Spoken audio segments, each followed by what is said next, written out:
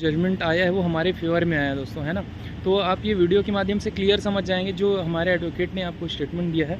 तो एक बार देखिएगा और समझिएगा, और यही बोलूँगा, विजयी भव।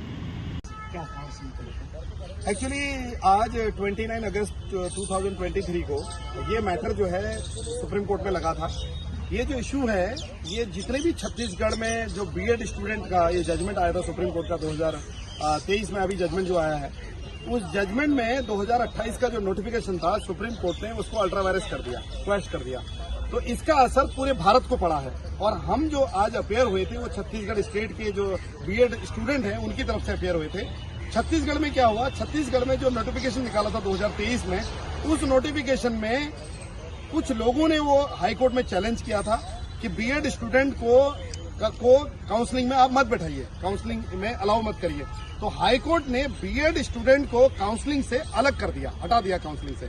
और जिसके अगेंस्ट में हमारे जो स्टूडेंट थे, बीएड स्टूडेंट जिनकी तरफ से मैं आज कोर्ट में अपेयर हुआ, वो लोग उसमें पार्टी नहीं थे। तो इस केस में हमने permission to file SLP supreme court में फाइल किया। और ये मैटर कल हमने बहुत मुश्किल से कल इसको फाइल किया और आज वो मेंशनिंग करके लगवाया। इसको आज मैटर लगा था आइटम नंबर 54, और कोर्ट ने सारी चीजें ऑब्जर्व करी। हमारा ये आर्गुमेंट भी, हमने ये मेंशन भी किया कि जब एक व्यक्ति चाहे आईएएस का एग्जाम हो या अदर एग्जाम हो, उसमें एक बीए स्टूडेंट भी कर सकता है, एमए स्टूडेंट भी, पीएचडी वाला भी, कोई भी अप्लाई कर सकता है। ये फंडामेंटल राइट है, राइट टू जॉब करना, right to education, right to job, वो जो राइट टू एम्प्लॉयमेंट। तो हमने ये बोला कि इस केस में, ये जो मैटर है, इस मैटर में जो जजमेंट आया है वो 2023 का आया, और 2018 से लेकर 2023 तक बहुत सारे स्टेट ने नोटिफिकेशन निकाले हैं जिसमें कि बीएड स्टूडेंट बैठे हैं और एग्जामिनेशन में सेलेक्ट हुए हैं, और सेलेक्ट होने के बाद उनका जो काउंसलिंग होती है उसमें रोक दिया गया, जबकि ये जजमेंट रेट्रोस्पेक्टिव नहीं हो सकता है। इसलिए सुप्रीम कोर्ट ने आज ये ऑर्डर पास किया है कि जितने लोग एग्जाम में बैठ रहे हैं, जितने बोर्डों की काउंसलिंग कल होनी है, क्योंकि कल 30 तारीख को काउंसलिंग है, 30 अगस्त को, उनको बैठने दिया जाए।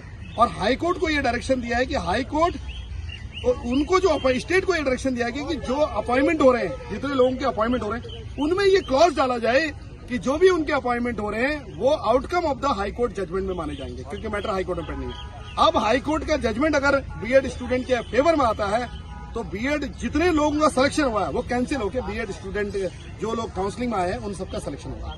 तो ये एक बहुत बड़ी ग्रेट न्यूज है बीएड स्टूडेंट के लिए। और कन्याकुमारी से बंगाल की खाड़ी तक जितने भी बीएड के स्टूडेंट हैं, जिन्होंने 2018 से 2023 तक का एग्जाम दिया है और जिनका नोटिफिकेशन आया, वो सारे लोग जो है इस एग्जाम में आने वाले फ्यूचर में बैठेंगे, उनका सिलेक्शन होगा, क्योंकि रेट्रोस्पेक्टिव इफेक्ट नहीं हो सकता।